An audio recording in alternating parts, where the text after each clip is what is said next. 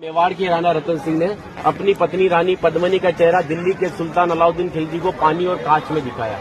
लेकिन हिंदुस्तान का साइंस कहता है कांच का आविष्कार 1535 में हुआ और रानी ने जौहर 1303 में किया।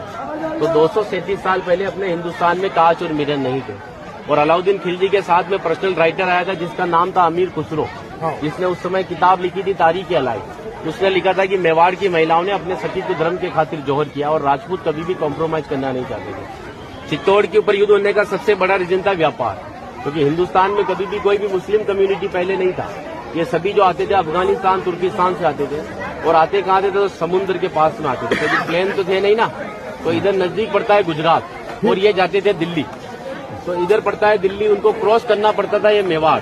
अच्छा, इधर गुजरात इधर दिल्ली, बीच में राजस्थान, तो इसको क्रॉस करना पड़ता था ये मेवाड़। तो यहाँ के राजपूत उनसे टैक्स वसूलते थे। तो वो समय था 1299 का, जब अलाउद्दीन खिलजी पूरे हिंदुस्तान पर इस्लामी शासन चाहता था। गुजरात से जब दिल्ली की ओर रवाना हुआ तो यहाँ पर राणा रतन सिंह के पिता थे रावल समर सिंह। उन्होंने दिल्ली जाने से पहले उससे टैक्स लिया और टैक्स लेने के बाद में जब अलाउद्दीन दिल्ली पहुंचा तो मेवाड़ से नाराज कि मुझे दिल्ली में शासन करने के बाद में हर बार मुझे मेवाड़ को टैक्स देना पड़ेगा, इससे अच्छा है मैं मेवाड़ को जीत लूं। तो दिल्ली से वो 1.5 लाख सेना को लेकर मेवाड़ की तरफ बढ़ा, लेकिन चित्तौड़ से दिल्ली का डिस्टेंस 600 किलोमीटर है। तो उसने पहला स्टॉपेज 1301 में रणथंभौर के किले पर डाला, सवाई माधोपुर। वहां का राजा था हमीर देव चौहान, जिसको मित्र बनाया और उसी मित्र को रात को खाना खाते समय पीठ के पीछे छुरा घोंपकर मार दिया।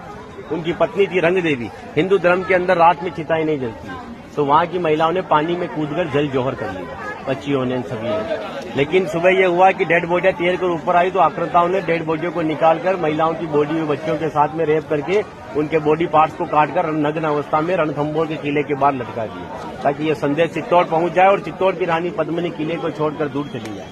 1303 में जब अलाउद्दीन चित्तौड़ पहुंचा तो किले के ऊपर आने के लिए उसको 7 गेट क्रॉस करना था, तो इम्पॉसिबल था। तो उसने 1.5 लाख सेना को किले के चारों तरफ फैलाया।